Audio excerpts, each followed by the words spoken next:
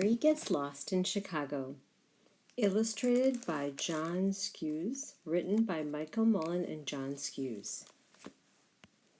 Larry Gets Lost in Chicago. This is Larry. This is Pete. They rode on a train, each one in his seat. Filled with excitement, they both wore a grin.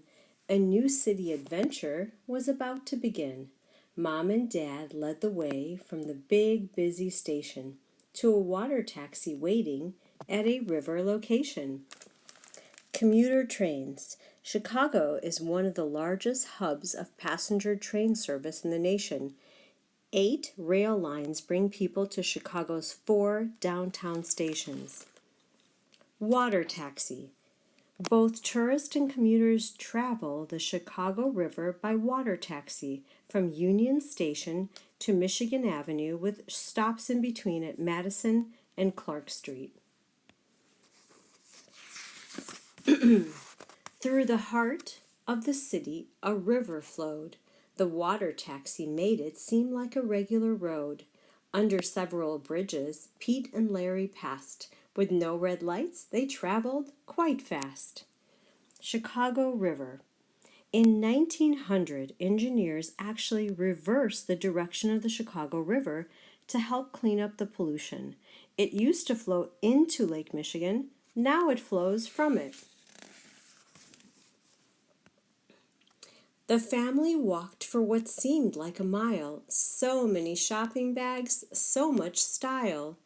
Larry watched a man make hot dogs with all kinds of stuff. With toppings so high, would one bun be enough?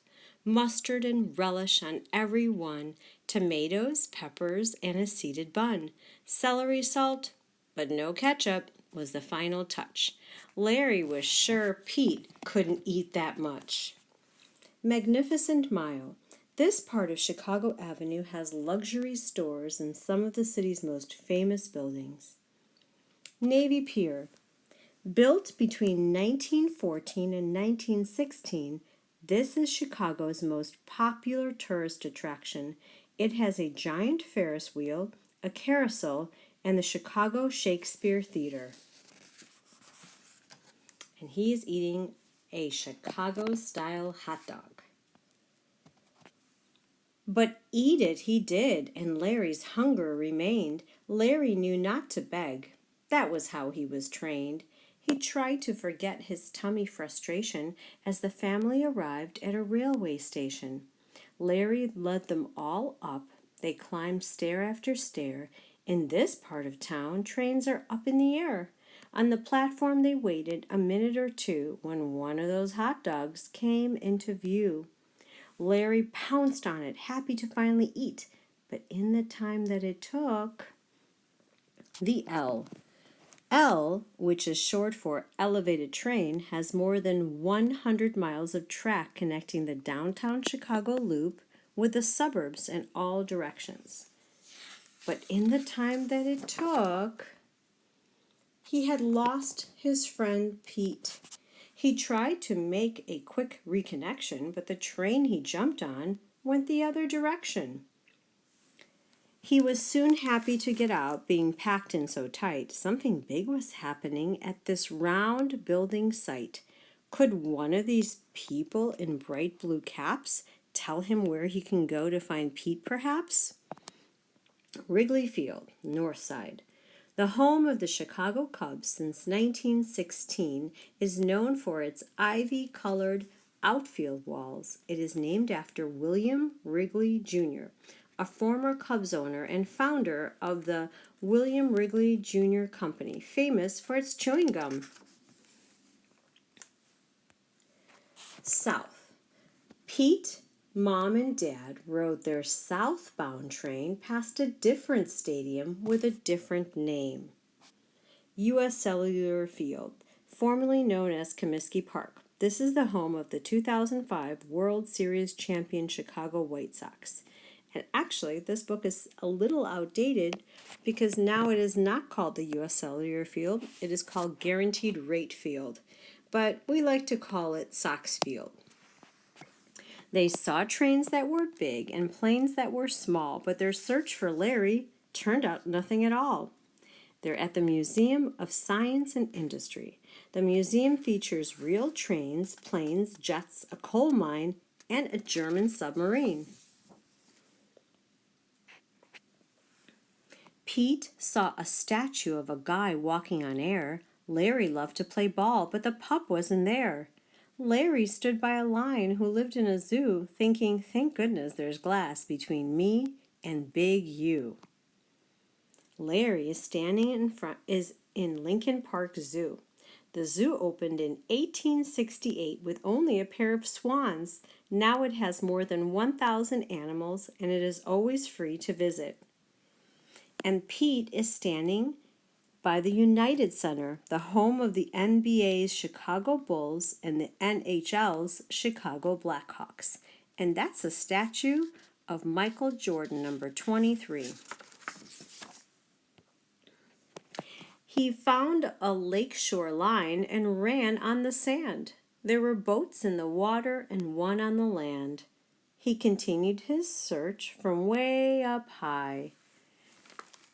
They're at the North Avenue Beach. The Chicago lakefront path runs 18.5 miles along the shore, connecting all of Chicago's lakefront attractions for runners, walkers, and bicyclists.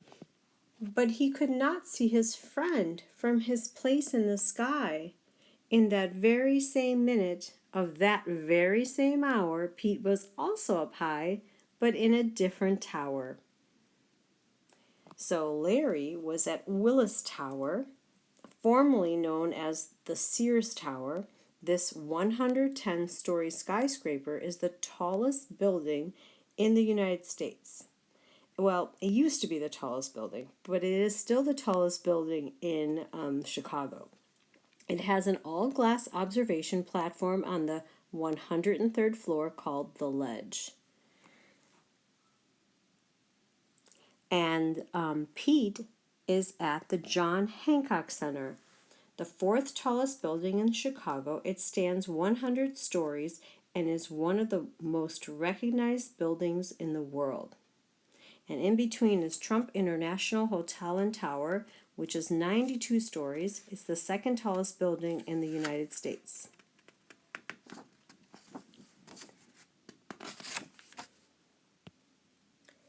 No help from a giant who had nothing to say, nor the strange-looking lady who pointed both ways. So there is a lot of public art in Chicago. Chicago is known for many public works by famous artists, including Pablo Picasso, Marc Chagall, Joan Miro, and Jean Dubuffet. And the Loop is the heart of Chicago, is surrounded by a loop of L train tracks. Meanwhile, Larry met a monster named Sue, saw beautiful paintings, old and new, then looked for Pete in huge tanks of deep blue. So they're visiting the Field Museum of Natural History, which is home to Sue, the largest, most complete Tyrannosaurus rex ever discovered, but no one knows if it's a boy or a girl. The dinosaur is named after Sue Hendrickson, who discovered it. The Art Institute of Chicago is the second largest museum in the United States. The Institute has some of the world's most famous paintings. And the John G. Shedd Aquarium, with more than 32,000 aquatic animals and 5 million gallons of water, Shedd Aquarium is one of the biggest aquariums in the world. Larry passed a round building but stayed far away. He heard people say that that's where the Bears play. That's Soldier Field on the left, home of the Chicago Bears football team. Even though Chicago is known for its cold winters, Bears fans prefer to watch football outside. He ran through a park filled with bright, shiny steel, past a crowd listening to music in a field. One sculpture looked like a bean a giant robot might eat. Larry saw his reflection, and beside it, so now he's at Millennium Park, the J. Pritzker Pavilion, John Garrity designed the shiny stainless steel concert stage. The crisscrossing bars over the field give it the sound of an indoor concert hall. And beside it was Pete. They're at Cloud Gate, which is commonly known as the Bean. This sculpture is 66 feet long, 33 feet tall, and weighs more than 100 tons. The stainless steel surface is polished to a mirror finish. They jumped and they hugged. He wasn't lost anymore. Then Pete saw something they both could explore. Two giant faces smiled at them, blinking their eyes. Pete and Larry moved close and got a soaking surprise. They passed another fountain as they left this one place, but this time kept their distance, just in case. So Crown Fountain is two 50-foot towers, each having a giant video screen that shows one of more than 900 different faces that can spit real water from their mouths. And the Buckingham Fountain is the fountain that represents Lake Michigan, and the four horses represent the states that border the lake, which is Wisconsin, Illinois, Indiana, and Michigan. They boarded a train and did their best to get dry, and to this fabulous city said their goodbyes.